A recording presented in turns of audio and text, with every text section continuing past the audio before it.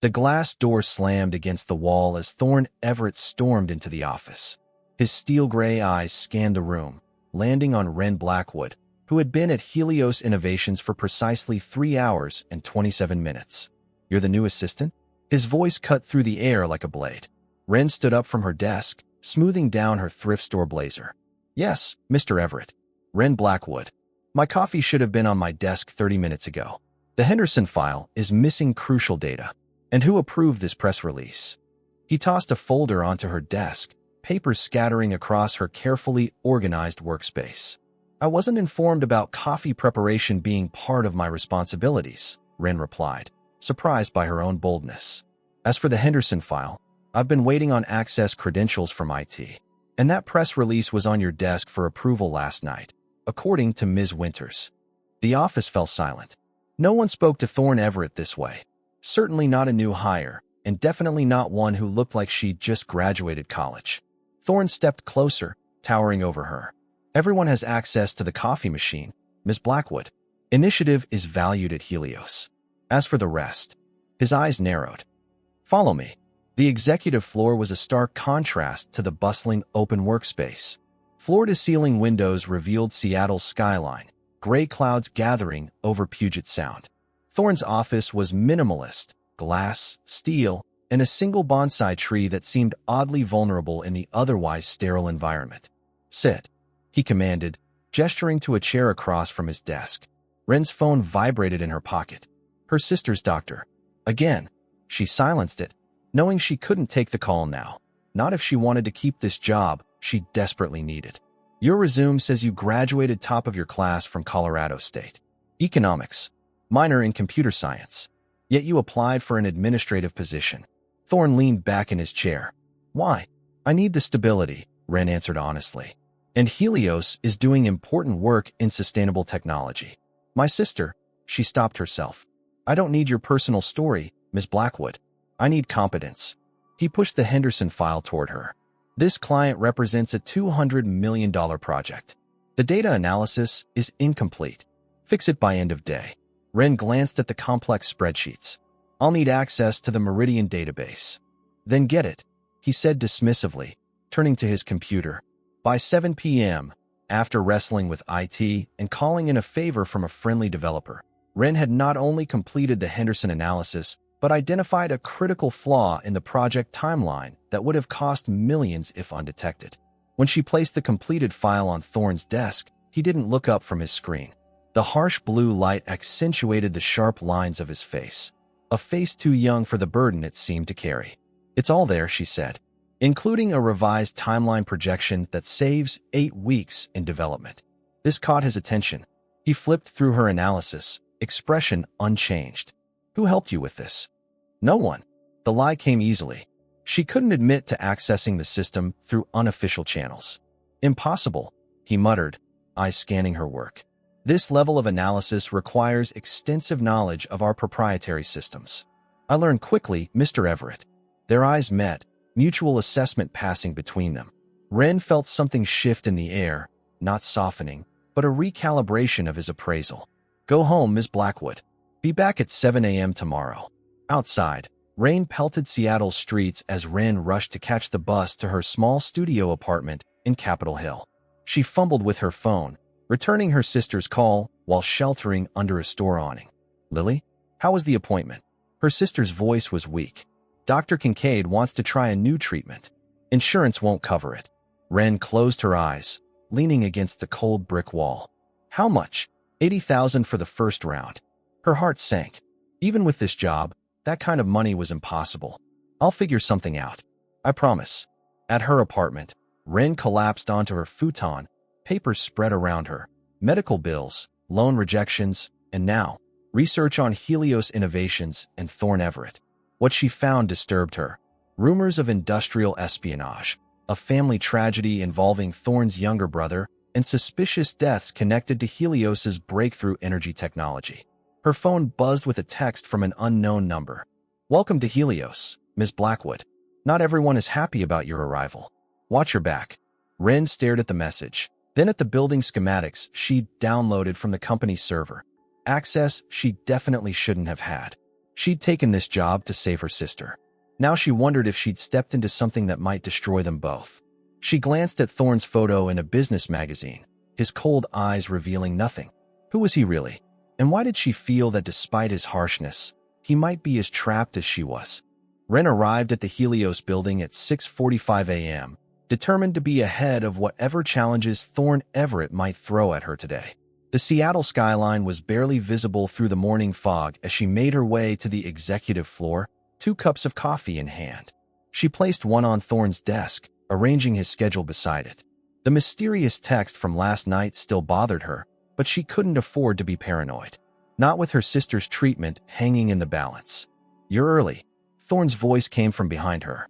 He'd clearly been in the office for hours, his crisp white shirt contrasting with shadows under his eyes.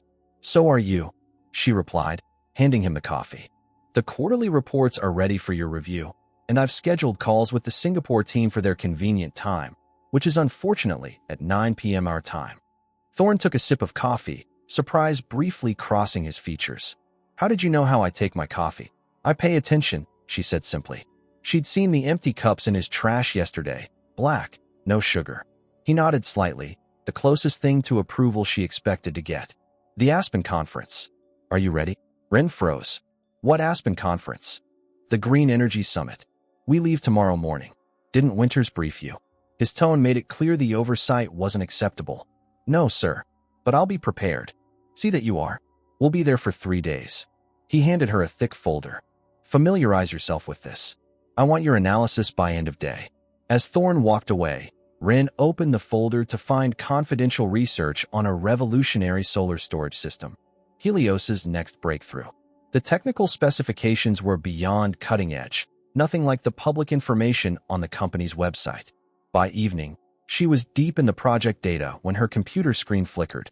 For a moment, a strange command prompt appeared, then vanished. Someone was accessing her system remotely. Working late, Wren jumped. A slender woman with sharp features leaned against her doorway. Her designer suit probably cost more than Wren's monthly rent. "Vivian Lancaster," the woman said, extending a manicured hand. "Board member and old friend of Thorne's. Wren Blackwood, new assistant." "So I've heard. Thorne's never kept an assistant longer than 3 weeks. You're what, day 2? Vivian moved closer, glancing at Wren's screen. "Ambitious little thing, aren't you?" Before Wren could respond, Thorne appeared. "Vivian." Unexpected as always. The temperature in the room seemed to drop 10 degrees. "Just welcoming your new pet project," Vivian smiled, but it didn't reach her eyes. "The board has concerns about the Aspen presentation." "The board's concerns aren't my priority," Thorne replied coldly. "Ms. Blackwood, we leave at 6 a.m. Have the presentation ready." After both left, Wren checked her computer logs. Someone had accessed the solar storage files minutes before Vivian appeared. Coincidence? The Aspen Conference Center was nestled among snow-covered peaks, luxury cars lining its circular drive. Wren felt out of place in her one presentable outfit, surrounded by tech elites in casual clothes that probably cost thousands. "Stay close," Thorne instructed as they entered. "There are wolves everywhere." Throughout the day, Wren watched Thorne transform.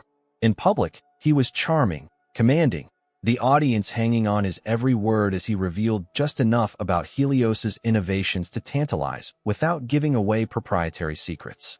In private meetings, he was ruthless, dismantling competitors' proposals with surgical precision. By evening, 3 potential partnerships were secured, and Wren had filled pages of notes. "Not what you expected?" Thorne asked as they rode the elevator to their rooms. "You're different here," she admitted. "Less tyrannical." A hint of amusement touched his lips. "Strategic," she corrected. "It's all calculated." Something shifted in his expression. "Everything is calculated, Ms. Blackwood. Remember that." At 2 a.m., alarms blared through the hotel. Fire. Guests rushed through smoke-filled corridors as sprinklers drenched everything. Wren grabbed the presentation laptop and her sister's medical files before evacuating. Outside in the bitter cold, she searched frantically for Thorne among the crowd, finally spotting him arguing with security. "Mr. Everett," she called, rushing toward him. "The presentation is safe." Relief flickered across his face, quickly replaced by his usual mask. "Good. Follow me." They hiked through knee-deep snow to a private cabin half a mile away. By the time they arrived, Ren's thin coat was soaked through, her body shivering uncontrollably. Here, Thorne handed her a blanket and started a fire. The one-room cabin was rustic but well-stocked. Conference security arranged this. The hotel's uninhabitable tonight. As warmth slowly returned, Ren noticed something alarming on the laptop. The files, they've been copied. Thorne was beside her instantly. What? During the evacuation, someone remotely accessed the system. She pulled up the logs. They took everything on the Solaris project. Thorne's face hardened. This was coordinated. The fire was a distraction. Vivian, Ren asked, remembering the similar breach at the office. His eyes snapped to hers. Why would you say that? Ren explained what she'd observed. Instead of dismissing her, Thorne listened intently, his expression darkening. Vivian was more than a board member once, he said finally. She was my fiancée, until I discovered she was selling company secrets. Then why is she still on the board? Family connections. Proof that was inadmissible. His voice was tight. And now she may have the Solaris specs. Ren's phone rang, her sister's doctor. She hesitated, then answered, stepping away for privacy. The news wasn't good. Lily needed the treatment sooner than expected. When she returned, Thorne was watching her, his expression unreadable. Family emergency? My sister, Ren admitted. She's sick. That's why I need this job. For a moment, genuine emotion crossed his face, something like recognition, maybe even empathy. Then it was gone. Get some rest, Miss Blackwood. Tomorrow we counterattack. As she curled up on the small couch, Ren realized two things. Someone at Helios wanted to destroy Thorne Everett's life's work, and despite his coldness, something in her wanted to prevent that from happening. What she couldn't understand was why she cared about a man who had shown her nothing but detached efficiency, or why, when their eyes met across the firelit cabin, something electric had passed between them that had nothing to do with business at all. The morning after the fire, Thorne and Ren returned to the conference, both operating on minimal sleep but laser-focused. While Thorne smoothly delivered his amended presentation, Ren worked in the background, tracking the digital footprint of whoever had accessed their files. I need access to the main Helios security protocol, she whispered when Thorne stepped away from a networking session. His eyebrow raised slightly. That requires board approval, which takes time we don't have. She showed him her tablet. The stolen data is being decrypted right now. I can trace it, but only with higher clearance. After a moment's hesitation, Thorne pulled her into an empty meeting room. He typed a series of commands on her tablet, then pressed his thumb to the screen for biometric verification. You now have emergency executive access. Use it wisely. Thank you. Their fingers brushed as she took the tablet back, an unexpected current passing between them. Don't thank me yet, he said, voice low. If you're wrong about this, we're both finished. Back in Seattle 3 days later, Ren worked late into the night, following digital breadcrumbs. The data theft was sophisticated, bounced through servers across continents. But there was a pattern, one that kept leading back to Helios itself. At 2 a.m., her system pinged. She'd found something, a hidden server receiving fragments of the stolen data. As she dug deeper, a file appeared on her screen. Not the stolen Solaris specs, but something else.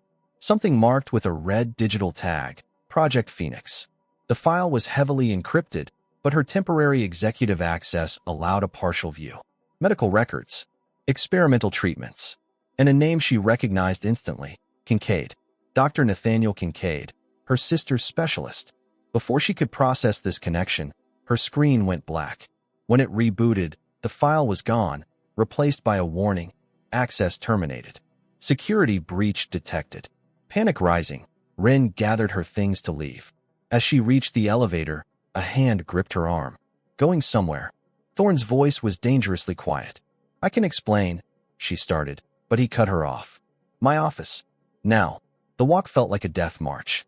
Inside his office, floor-to-ceiling windows revealed Seattle's nightscape, lights glittering against darkness. You accessed classified files, Thorne stated flatly. Files unrelated to the security breach you were investigating. I found a connection, Ren said. The stolen Solaris data is being funneled through the same server that houses Project Phoenix. Thorne's expression didn't change, but something flickered in his eyes. You know nothing about Phoenix. I know it involves Dr. Nathaniel Kincaid, she countered. The same doctor treating my sister. This caught him off guard. Your sister is Kincaid's patient? She has Hastings syndrome, rare genetic disorder. Kincaid is the leading specialist, but the treatment is experimental and costs more than I'll earn in 3 years. Thorne turned to the window, shoulders tense. Kincaid worked for my family once. His experimental treatments have consequences. What does that mean? He didn't answer directly. Why did you really take this job, Miss Blackwood? Your qualifications could have landed you a position with twice the salary elsewhere. The accusation hung in the air. Wren straightened, anger flaring. I took this job because I need stability and health benefits while caring for my sister. If you're implying I'm some corporate spy, you gained unauthorized access to classified projects within weeks of hiring, he interrupted. What am I supposed to think? That I'm good at my job. She stepped closer, frustration overriding caution. I found a security breach that your expensive systems missed. I tracked stolen data while maintaining your conference schedule. And yes, I stumbled onto something called Phoenix that has your personal history written all over it. Sue me for being thorough. They stood face to face, tension crackling between them. For once, Thorne seemed at a loss for words. Fire me if you want, Wren continued more quietly. But first, tell me what Kincaid has to do with Project Phoenix, because my sister's life depends on his treatment. Something in Thorne's expression shifted, the impenetrable mask slipping to reveal genuine conflict. Before he could respond, his phone rang. He answered curtly, listening for a moment before his face hardened. When? He demanded. Secure everything. I'm on my way. He hung up, grabbing his coat. The lab's been breached. Physical intrusion. I'm coming with you, Wren said, already moving toward the door. This isn't your concern. Clearly it is, since you suspect me of corporate espionage. Consider this my chance to prove otherwise. The Helios research facility was located underground, beneath an unassuming office building in Redmond. Security teams swarmed the entrance as they arrived, red emergency lights casting an eerie glow. 3 intruders, the security chief reported. They knew exactly where to go, straight to the Solaris prototype. It's been damaged, but not destroyed. Casualties? Thorne asked. 2 guards injured. 1 researcher missing, Dr. Anita Chun. Wren recognized the name from the conference attendee list. She was in Aspen. Thorne nodded grimly. And now she's either kidnapped or complicit. They descended to the lab level. The destruction was surgical, only specific components targeted. As Thorne conferred with the remaining research team, Wren noticed a small red light blinking inside a ventilation grate. She moved closer, using her phone's camera to zoom in. A data transmitter, still active. Mr. Everett, she called. He joined her, following her gaze to the hidden device. Security removed it carefully, tracing its signal. It's been broadcasting for weeks, the technician confirmed. Someone wanted real-time updates on the project. Thorne's expression was thunderous. Later, as they rode back to the main office in silence, Wren felt his walls rebuilding, higher than before. You should get some rest, he said as they reached the building. We'll continue this discussion tomorrow. But Wren wasn't ready to let go. The transmitter changes things, doesn't it? It couldn't have been planted during tonight's break-in. Meaning someone inside Helios betrayed us, he acknowledged. Someone with ongoing access. Their eyes met in the dim light of the car. Someone not me, she said softly. For a moment, something unspoken passed between them. Recognition, perhaps. Then Thorne looked away. Don't mistake professional reassessment for trust, Ms. Blackwood. Trust is earned over time. And how much time do we have before whoever's behind this strikes again? The question hung between them as they parted. In her apartment that night, Wren stared at her sister's medical files, the connection to Kincaid and Project Phoenix haunting her. She was missing something crucial, something that linked her personal struggle to the corporate espionage unfolding around her. As she finally drifted to sleep, her phone pinged with an encrypted message. The Phoenix rises from ashes. Some must burn so others survive. Choose your side carefully. The sender was untraceable, but the message was clear. Whatever game was being played, she was now considered a player. And in Thorne Everett's world, players who didn't understand the rules rarely survived. Wren arrived at work early, determined to untangle the web of connections between Dr. Kincaid, Project Phoenix, and her sister's illness. The mysterious text message had kept her awake most of the night. The office was nearly empty, giving her time to search Helios's secure archives before others arrived. Despite her executive access being revoked, she discovered a backdoor into the system, a vulnerability she should report, but couldn't afford to just yet. As she dug deeper, fragments emerged. Medical research funded by the Everett Foundation 10 years ago, experimental genetic treatments, and clinical trials that had been abruptly terminated. Among the participants, Alexander Everett, aged 16, Thorne's younger brother. Finding what you're looking for? Wren jumped. Vivian Lancaster stood in the doorway, impeccably dressed in a crimson suit that matched her lipstick. Just organizing files for Mr. Everett, Wren lied, closing the windows on her screen. How dedicated. Vivian's smile didn't reach her eyes. Working with Thorne can be intense, but rewarding for those who understand what he truly values. And what's that? Control.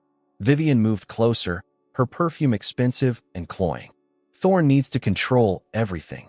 His company, his family legacy, his emotions. It's why we didn't work out. I refuse to be controlled. Before Wren could respond, Vivian placed a business card on her desk. When you realize you're just another chess piece to him, call me. I could use someone with your talents. After she left, Wren examined the card. Alongside Vivian's Helios contact information was a handwritten note. Ask him about Phoenix. Ask him about his brother. At noon, Wren received an urgent call from her sister. Lily's voice was weak, frightened. Dr. Kincaid wants to move up the treatment. He says there's a window of opportunity, but it has to be now. Now? But we haven't figured out the payment. He says it's been arranged anonymously. Some research foundation is covering everything. Lily paused. Wren, I'm scared. This treatment, it's experimental. But without it, I'm coming there, Wren decided. Don't sign anything until I see it. As she packed her things to leave, Thorne appeared in her doorway. Taking a long lunch? Family emergency. She met his gaze directly. My sister's doctor suddenly wants to rush her treatment. Coincidentally, after I discovered his connection to Project Phoenix. Something flickered in Thorne's eyes. Alarm, perhaps recognition. Which hospital? Seattle Memorial. What? He grabbed his coat. I'm coming with you. In the car, Thorne finally spoke about what she'd been trying to uncover. Phoenix began as a medical research initiative. My father believed genetic modification could cure diseases like your sister's. Dr. Kincaid was our lead researcher. What happened? Thorne's knuckles whitened on the steering wheel. My brother Alex had a similar condition. He volunteered for the experimental treatment. It went wrong. How wrong? He died. Or so everyone was told. Thorne's voice was tight. The truth is more complicated. The treatment altered him, physically, mentally. My father couldn't bear it. He had Alex declared dead, then hidden away at a private facility in Switzerland. Wren struggled to process this. And Kincaid? Dismissed, his research confiscated. He spent years rebuilding his reputation. Thorne glanced at her. Now he's treating your sister with a similar protocol. Don't you find that suspicious? At the hospital, they found Lily's room empty, her belongings gone. The nurse at the station checked her computer. Patient Blackwood was transferred to the Meridian Center an hour ago. Dr. Kincaid's orders. Meridian Center? Wren's stomach dropped. That's not a hospital, it's a private research facility. Owned by Lancaster Biotech, Thorne added grimly. Vivian's family company. They raced to the Meridian Center, a sleek building on Seattle's outskirts. Security blocked their entrance until Thorne made a call, pulling strings Wren didn't know existed. Inside, Dr. Nathaniel Kincaid met them, tall, distinguished, with silver hair and cold eyes behind rimless glasses. Mr. Everett. Unexpected. His gaze shifted to Wren. Ms. Blackwood, your sister is being prepared for treatment. You can see her briefly. What treatment exactly? Wren demanded. And who authorized it? An anonymous benefactor arranged everything. Kincaid smiled thinly. Someone who believes in second chances. Thorne stepped forward. You don't get a second chance with her sister, Kincaid. Not after what you did to mine. What I did. Kincaid's veneer cracked. I saved Alexander. The treatment worked, just not how your father expected. He couldn't handle imperfection in his perfect family. They followed Kincaid to a sterile room where Lily lay, pale and frail, connected to monitors. She brightened seeing Wren. They say this will cure me, she whispered. Dr. Kincaid showed me the research. It's too risky, Wren insisted, turning to Kincaid. We're leaving. Now, I'm afraid that's not possible. Vivian Lancaster entered, flanked by security. The treatment has already begun. Stopping it would kill her. Thorne moved protectively beside Ren. What game are you playing, Vivian? The same one your family has played for years, darling. Power. Control. She gestured toward Lily. Kincaid's research works. Your father buried it to protect the family name, but I'm giving it new life. Using my sister as a guinea pig, Ren said through clenched teeth. As a proof of concept, Vivian corrected. Once perfected, this treatment will transform medicine and Lancaster Biotech's market position. All thanks to Everett research your family abandoned. Thorne's face hardened. This isn't about medicine. It's about revenge. Call it what you want. Vivian checked her watch. Security will escort you out. You can return tomorrow to check on Lily's progress, assuming there is any. As guards approached, Thorne whispered to Ren, "We need to find Alex. He's the key to all this." "Where is he?" "Not in Switzerland anymore. The Solaris data breach. It matches his signature methods." Thorne's voice was barely audible. "I think my brother is alive, working with Vivian, and using your sister to complete what Kincaid started years ago." Before Ren could process this, they were separated and escorted out. In the parking lot, Thorne pulled her close, making it look like an embrace while whispering, "They're watching us. Trust no one. Meet me at Whidbey Island tomorrow. The address is in your email. I'll find a way to help Lily, I promise." As she drove home alone, Ren's phone pinged with another anonymous message. The Phoenix experiment had 2 subjects. Only one is recorded. Find patient 0 and you'll understand everything. The pieces were starting to connect, but the picture they formed was darker than she'd imagined. Somewhere between Thorne's buried family tragedy and her sister's desperate situation lay a truth that powerful people would kill to control. And now she was caught in the middle, with no way to know whose promises she could trust. Tonight, she would prepare. Tomorrow, she would find Alexander Everett, the ghost whose shadow had been haunting Thorne's life and was now threatening her sister's. Dawn hadn't yet broken when Ren left her apartment for Whidbey Island. The ferry crossing was shrouded in fog, matching her clouded thoughts. She'd spent the night researching Hastings syndrome, cross-referencing it with what little she could find about Project Phoenix. The similarities were undeniable. Both involved genetic anomalies affecting cellular regeneration. Her phone hadn't stopped buzzing with updates from the Meridian Center. Lily's treatment was progressing, her vitals stable. But each message ended with the same warning. Treatment protocol is irreversible. Interference will result in termination of care. The address Thorne had sent led to a weathered cabin overlooking a secluded bay. No other houses were visible through the dense pine forest surrounding it. Thorne's car wasn't there. Cautiously, Ren approached the cabin. The door was unlocked. Inside, documents covered a large table, medical files, surveillance photos, newspaper clippings. A makeshift investigation center. A photo caught her eye. Thorne and a young man with similar features, but thinner, with haunted eyes. Scrawled across it, Alexander Everett, patient 2. He always was the photogenic one. Ren spun around. A man stood in the doorway, not Thorne, but unmistakably an Everett. The same sharp jawline, the same gray eyes. But where Thorne's held cold control, this man's burned with something feverish. "Alexander," she breathed. "In the flesh. What's left of it?" He stepped inside, movements fluid but somehow wrong, as if his body operated under different physics. "Thorne isn't coming. He's been detained." "What do you mean, detained?" Alexander smiled, the expression not quite reaching his eyes. "The board called an emergency meeting this morning. Evidence has emerged suggesting Thorne has been selling company secrets. Your access credentials were used." Ren's stomach dropped. "That's impossible. I never." "Of course not. But your login accessed classified files at 3 a.m., when security footage shows you leaving the building at midnight." He shrugged. "Digital footprints are so easily manufactured. You framed him." "Why?" "Because Thorne needs to lose everything, just like I did." Alexander's voice hardened. 10 years watching from the shadows while he ran our father's empire, pretending I never existed. 10 years of Kincaid refining the treatment that transformed me. That could have been reversed if my family hadn't abandoned the research. And my sister? Where does she fit in your revenge? Lily is getting the care she needs. Kincaid's treatment will save her life. Unlike me, she'll recover fully. Unless something goes wrong, Ren countered. Nothing will go wrong. The science is perfected now. Alexander gestured to the documents. See for yourself. Patient 0, our mother. The original test subject, before me. Father kept it secret even from Thorne. Ren flipped through the files, horror mounting. Eleanor Everett had the same condition as Alexander, as Lily. The experimental treatment saved her life, but caused complications. Rather than continue research to reverse the side effects, Malcolm Everett buried everything. When Alexander later developed symptoms, they attempted a modified treatment, with catastrophic results. Your mother? She's still alive? Alive but isolated, like I was. Father kept her hidden at our family estate. His perfect wife, his perfect family image, all a lie. Alexander's bitter laugh was chilling. Vivian discovered the truth when she was engaged to Thorne. When she confronted him, he claimed ignorance.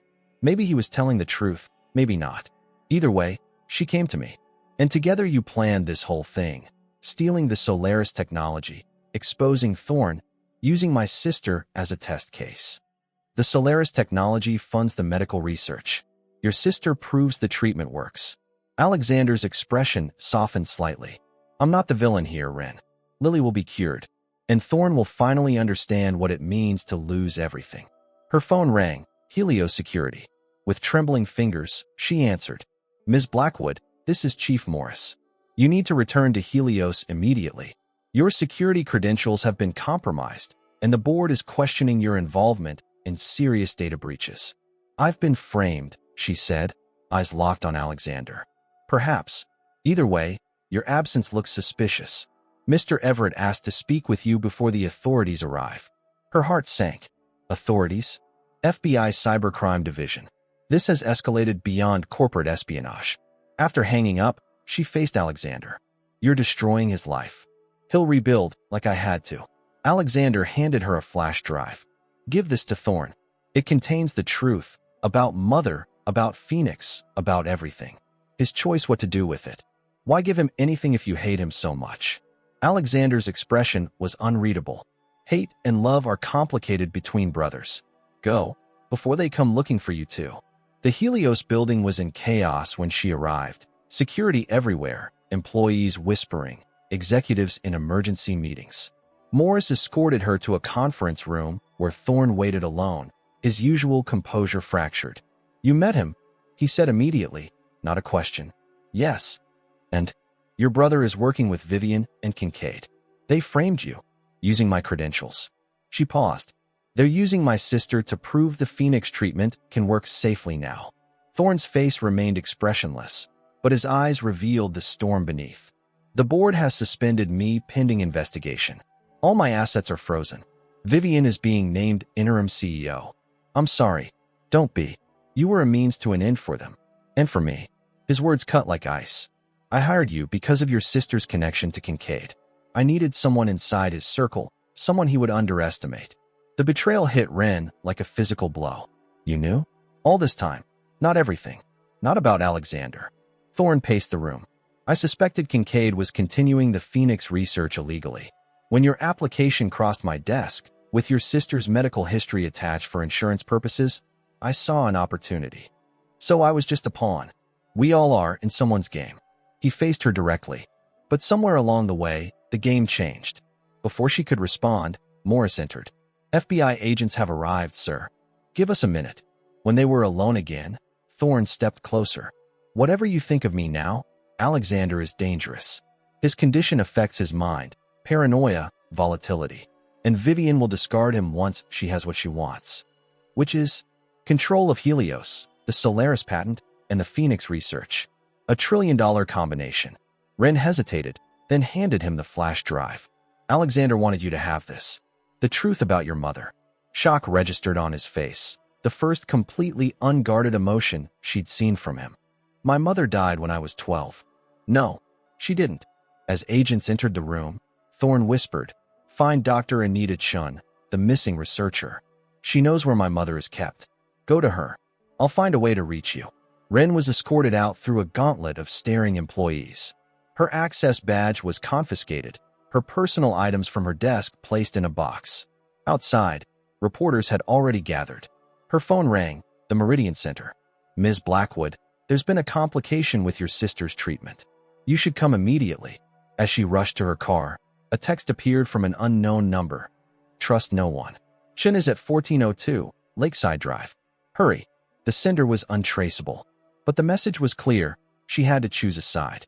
And with Lily's life hanging in the balance, Thorne in custody, and Alexander's motives unclear, there was no safe choice left. Only the next desperate move in a game she'd never asked to play. Lakeside Drive wound through one of Seattle's oldest neighborhoods, where century-old trees obscured sprawling estates from prying eyes.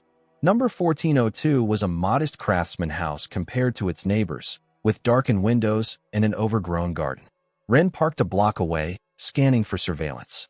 The text about Dr. Chun could be legitimate, or another trap in this labyrinth of deception. After Thorne's confession, she couldn't trust anyone's motivations, including his. But Lily's condition was deteriorating. Whatever game was being played, her sister's life wasn't a piece she would sacrifice. The house appeared empty, but a faint light flickered in a basement window. Ren circled to the back, finding a cellar entrance unlocked. Inside, scientific equipment filled the converted space, a makeshift lab far more sophisticated than any home setup should be. Dr. Chun, she called softly. A slight woman emerged from the shadows, her lab coat wrinkled, dark circles under her eyes. Ms. Blackwood, I wondered which side would find me first. I'm not on anyone's side. I just want to save my sister. That's what everyone says at first. Chin gestured to her computer. But we all choose sides eventually. Kincaid, Vivian, the Everetts, all claiming noble intentions while pursuing personal agendas. What's your agenda? Survival and completion of my work. Chin pulled up files on her screen. The Solaris Project blueprints, integrated with medical technology familiar from the Phoenix files. The energy storage system wasn't just for commercial applications. It was designed to power medical technology, specifically to sustain the modified cellular structures created by the Phoenix treatment. The realization hit Ren. Eleanor Everett needs it to survive. Precisely. The first-generation treatment requires constant energy input to maintain cellular stability. Alexander, too, though his later generation changes are less dependent. Chin's expression hardened. Malcolm Everett told the world his wife died. In reality, she lives in a medical chamber that consumes the power of a small city block. Expensive, unstable, unsustainable. And the Solaris technology would change that. It would free her and others with modified genetics from their mechanized prisons. Chin pulled up more files. Thorne doesn't know the full story.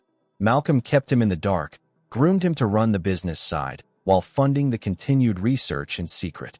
When Alexander's condition worsened, Malcolm faked his death too. Why maintain the lie? If the treatment saved them, because the side effects were unpredictable and sometimes monstrous. Eleanor's cognitive functions deteriorated. Alexander developed enhanced abilities, but severe psychological instability. Chin lowered her voice. And there were others, failed experiments Kincaid doesn't acknowledge. Malcolm buried everything to protect the family name and fortune. And now Lily is their latest guinea pig. Ren felt sick. Where is Eleanor kept? At the Everett estate on Bainbridge Island. Hidden in plain sight, Malcolm's grieving widower routine provided the perfect cover for his private medical ward. Chun handed Ren a keycard. This will get you access. But be careful, security is extensive and Alexander monitors the systems remotely. Why help me? Because Kincaid's using outdated protocols on your sister, dangerous shortcuts. The Meridian Center isn't equipped for genetic stabilization if something goes wrong. Chin pulled up Lily's medical data, which she shouldn't have had access to. Her readings show early signs of the same deterioration pattern that affected Eleanor. Ren's phone rang, the Meridian Center again. This time she answered on speaker. Ms. Blackwood, your sister is asking for you. Her condition has changed. Changed how? A pause. Dr. Kincaid will explain when you arrive. After hanging up, Ren turned to Chun. I need to see Eleanor first, understand what we're dealing with. You won't make it past security alone. Chun hesitated.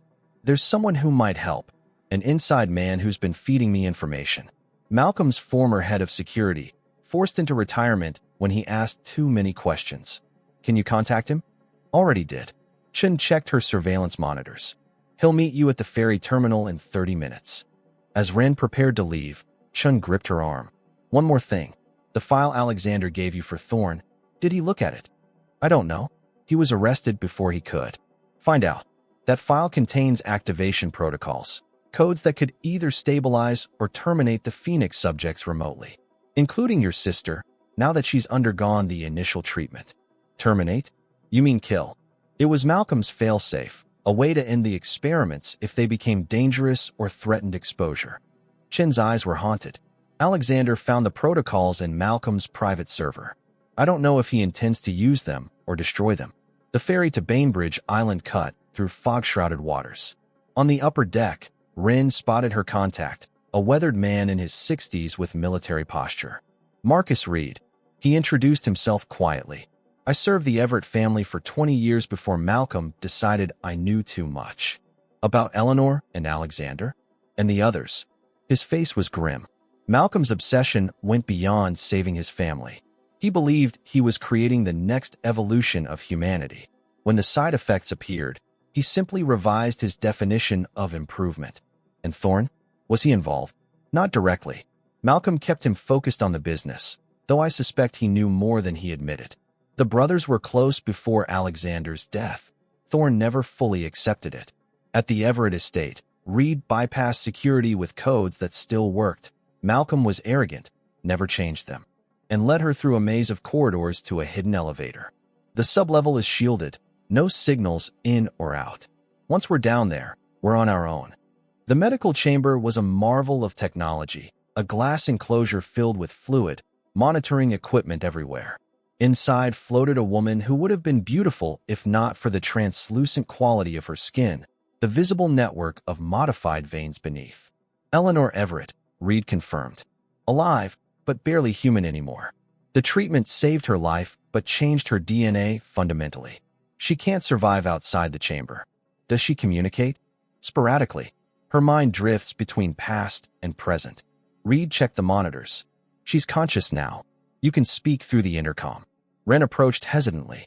Mrs. Everett? I'm Wren Blackwood. The woman's eyes opened, startlingly clear and intelligent. The assistant. Yes. Alexander has shown me your file.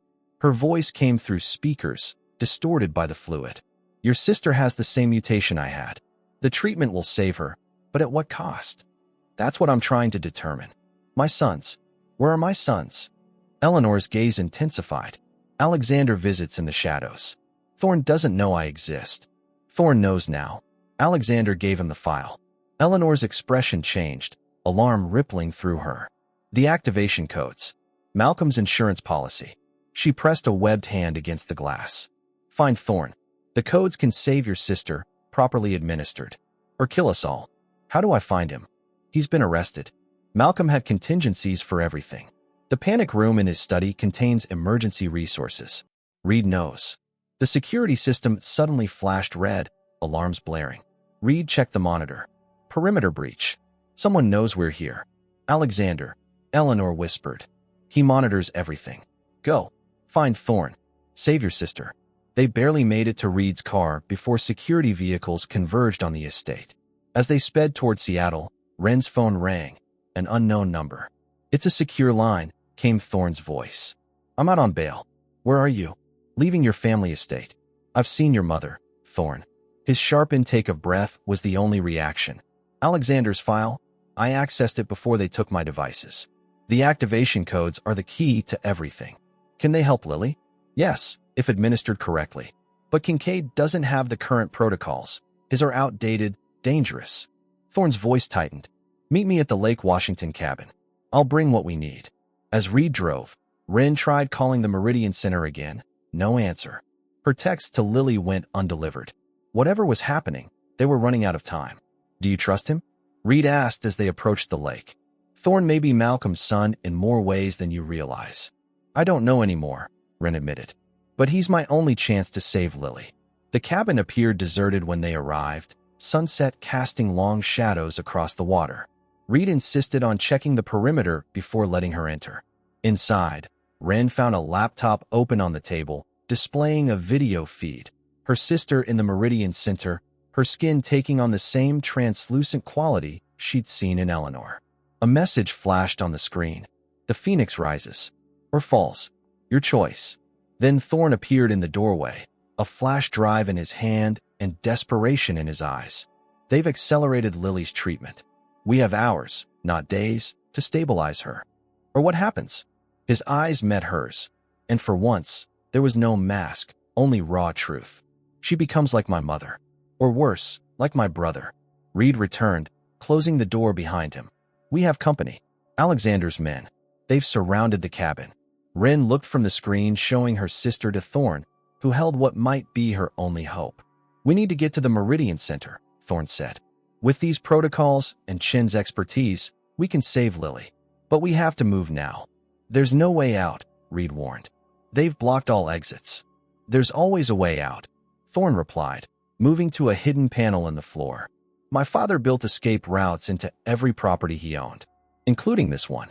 As the sound of footsteps approached the cabin, Ren made her choice, placing her trust in the man who had both used her and saved her.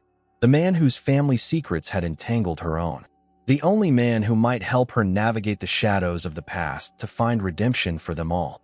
The escape tunnel beneath the cabin led them to a boathouse on the lakeshore. Thorne guided them to a sleek speedboat while Reed kept watch. "Alexander's men are spreading out," Reed reported. "We have minutes at most. That's all we need." Thorne started the engine. "The Meridian Center has a private dock. It's faster by water than by road." They shot across Lake Washington, the Seattle skyline glittering against the darkening sky. Ren clutched the flash drive containing the stabilization protocols, her mind fixed on the image of Lily's deteriorating condition. "Why didn't you tell me about your mother?" she asked. "About Alexander?" Thorne's jaw tightened. "I didn't know the whole truth until recently. My father compartmentalized everything, kept me focused on business while he pursued his obsessions in secret. But you suspected." "I had doubts about Alexander's death. Nothing concrete." His eyes remained fixed on the water ahead. "When you connected to Kincaid through your sister, I thought I'd finally found a way to uncover the truth." "By using me?" "Initially, yes." He glanced at her, but something changed. Before she could respond, bullets sprayed the water near the boat. Behind them, 2 watercraft were in pursuit. "Alexander's security," Reed confirmed, returning fire with a handgun produced from his jacket. Thorne pushed the boat to maximum speed, weaving between waterfront properties. "The Meridian dock is just ahead. Once we're inside, we'll need to find Kincaid. He may not cooperate." "He'll cooperate," Ren said grimly. "One way or another." They docked at the private marina behind the Meridian Center, abandoning the bullet-riddled boat. Reed stayed behind to delay their pursuers while Thorne led Ren through a service entrance, using his emergency override codes to bypass security. "The medical ward will be on the sublevel," he whispered as they navigated sterile corridors. "Same blueprint as my father's other facilities." They found Lily in an isolation room, floating in a smaller version of Eleanor's chamber. Her skin had the same translucent quality, her veins glowing faintly blue beneath. "What have they done to her?" Ren pressed her hand against the glass, tears threatening. "Initiated the transformation without proper stabilization protocols." Kincaid's voice came from behind them. He stood in the doorway with Vivian, both looking unsurprised by their arrival. "We've been expecting you," Vivian said. "Though I'm impressed you managed it so quickly." Thorne always was resourceful. "Fix her," Ren demanded. "We have the current protocols." Kincaid's eyes gleamed with interest. "Malcolm's final version? Fascinating. I've been working with outdated parameters." "That's why your treatments keep failing," Thorne said. "You're using incomplete science based on what you stole 10 years ago. What your father denied humanity," Kincaid corrected. "This technology could eliminate genetic disease entirely." "At what cost?" Ren countered. "Look at Eleanor. Look at Alexander." "Early versions had complications," Kincaid admitted. "But with the complete protocols." An explosion rocked the building, cutting him off. Alarms blared as emergency lights bathed everything in red. "Alexander," Vivian breathed. "He's here." As if summoned by her words, Alexander appeared, moving with that same unsettling fluidity. 2 security men flanked him, weapons drawn. "Family reunion," he said, eyes moving from Thorne to Lily's chamber. "Another Everett science experiment underway, I see." "We have the protocols," Thorne said. "We can stabilize her, and you." Alexander laughed, the sound hollow. "Stabilize? You mean control?" That's what the protocols really do. They're kill switches, leashes. Father's insurance against his creations becoming inconvenient. That's not true, Ren interjected. They regulate the genetic modifications, prevent deterioration. Is that what Mother told you? Alexander's expression darkened. She's as much a prisoner as I was. As your sister will be. Kincaid stepped forward. With the complete protocols, we could perfect the treatment. No more side effects. No more containment measures. Liar. Alexander's control slipped, his movements becoming jerkier, more inhuman. You knew what Father was doing. You helped him create monsters, then abandoned us when the results weren't marketable. I never abandoned my research, Kincaid insisted. Your father forced me out when I wanted to go public. Public? Vivian scoffed. You wanted to sell to military contractors, the highest bidder for weaponized genetics. The revelation hung in the air. Ren looked from Kincaid to Vivian to the Everett brothers. Everyone playing their own angle, everyone lying. Enough, she said, stepping between them. My sister is dying while you all settle your scores. I don't care about your history or your ambitions. Fix her. Now. Alexander studied her, something almost like respect crossing his features. You still don't see it, do you? There is no fixing this. The Phoenix treatment is irreversible. The only choice is who controls the outcome. Then let it be someone who actually cares about the patient, Ren countered, turning to Thorn. Upload the protocols. If they can help Lily, do it now. As Thorn moved toward the computer terminal, Alexander signaled his men. Stop him. Gunfire erupted. Thorn dove behind equipment while Reed, appearing from nowhere, returned fire from the doorway. Vivian took cover as Kincaid scrambled for the controls to Lily's chamber. In the chaos, Alexander seized Ren, his grip inhumanly strong. The protocols won't save her from becoming like us, but they might free us all, if used correctly. Let her choose, came a new voice. Dr. Chen appeared, a security badge identifying her as staff. Isn't that what this was always about? Choice, what your father denied you. Alexander's grip loosened slightly. What are you proposing?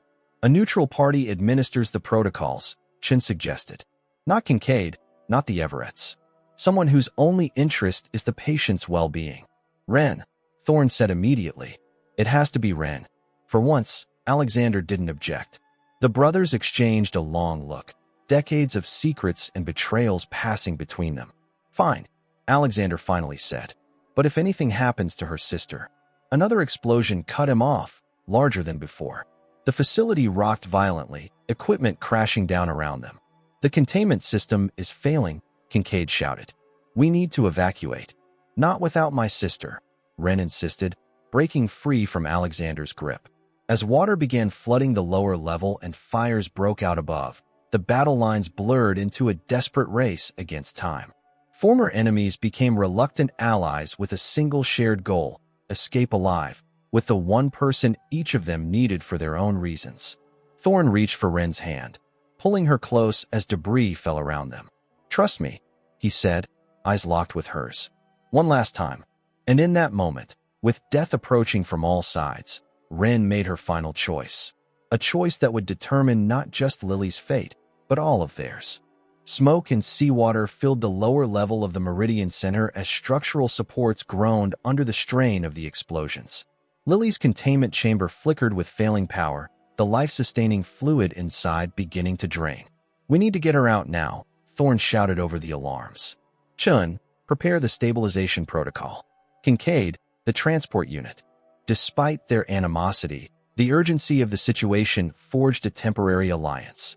Alexander and Reed secured an escape route while Vivian, surprisingly, helped Chen upload the protocols from the flash drive. Why are you helping? Ren asked her as they worked. Self-preservation, Vivian replied tersely. And perhaps atonement. I didn't know how far Kincaid had taken things with your sister. The chamber hissed open, revealing Lily's transformed body. Her skin glowed with the same ethereal translucence as Eleanor's, her breathing shallow but steady. The protocols are uploading to her biomonitors, Chen confirmed. But we need to get her to a properly equipped facility. The main Helios lab, Thorn decided. It has the necessary equipment. The board will never allow it, Vivian warned. The board doesn't control Helios anymore, Thorn replied, determination hardening his features. I do. They moved as a unit. Alexander carrying Lily's fragile form with inhuman strength, while Thorn led them through the disintegrating building.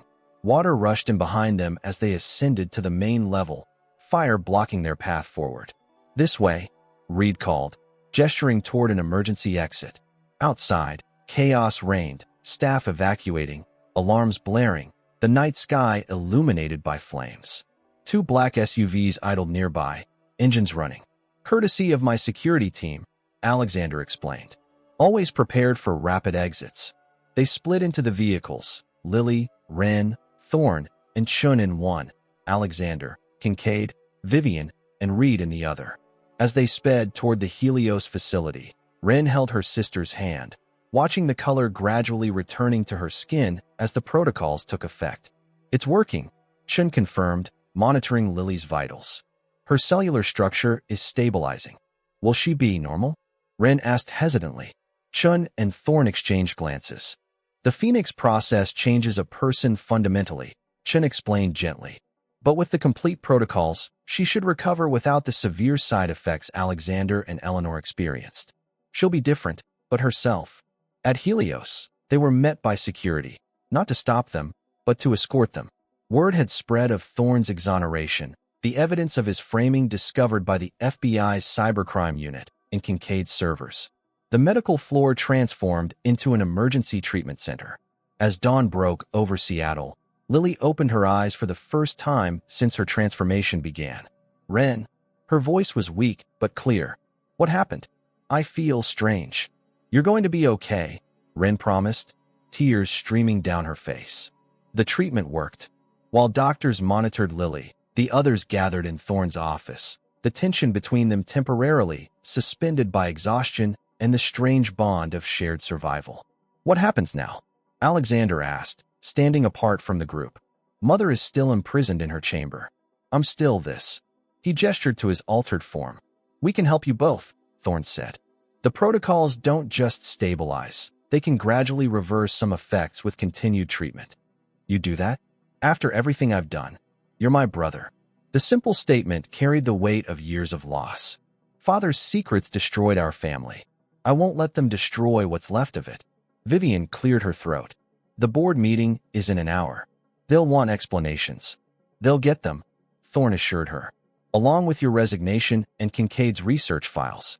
The Phoenix Project will continue under proper oversight, medical, not military." "And the Solaris technology?" Chen asked. "Will power the treatment facilities for Phoenix patients, as originally intended." Thorn's gaze swept over them all. "What my father started as a personal mission will become what it should have been, a legitimate medical advancement, properly tested and regulated." One by one, they disbanded, Alexander to begin his treatment, Vivian to face the board, Kincaid to surrender his research, Reed to bring Eleanor from her island prison to the new facility being prepared for her. Eventually, only Thorn and Ren remained, standing beside Lily's recovery bed. "I never thanked you," Ren said quietly. "Despite everything, you saved her." "We saved her," Thorn corrected. "And perhaps each other." The morning sun streamed through the windows, illuminating their faces. Both changed in ways that went beyond the physical transformation Lily had undergone. The trials had stripped away their masks, revealing the truth beneath. "Will you stay?" Thorn asked. "Helios needs rebuilding. So does my family. I could use someone I trust." "Trust," Ren repeated, the word heavy with meaning. "Is that what this is between us now?" Thorn took her hand, his usual reserve giving way to something more vulnerable, more real. "It's a beginning. The rest, we'll discover together." 6 months later, Lily stood on the deck of the Lake Washington cabin, now rebuilt and transformed into a weekend retreat. Her recovery had been remarkable, the Phoenix treatments leaving her with enhanced strength and accelerated healing, but none of the devastating side effects of earlier versions. Inside, Eleanor Everett sat in a normal chair for the first time in 20 years, Alexander beside her. Their treatments continued, but each day brought improvements, a family slowly healing, physically and emotionally. On the dock, Ren joined Thorn, watching the sunset paint the water gold. The journey from assistant to confidant to something more had been tumultuous, marked by betrayals and redemptions. Yet somehow, amid the chaos, they had found something neither expected: a connection that transcended their different worlds. The board approved the Phoenix Foundation, Thorne said, breaking the comfortable silence. Full funding, independent oversight. Chen will lead the research team. And Vivian and Kincaid? Cooperating with authorities in exchange for leniency.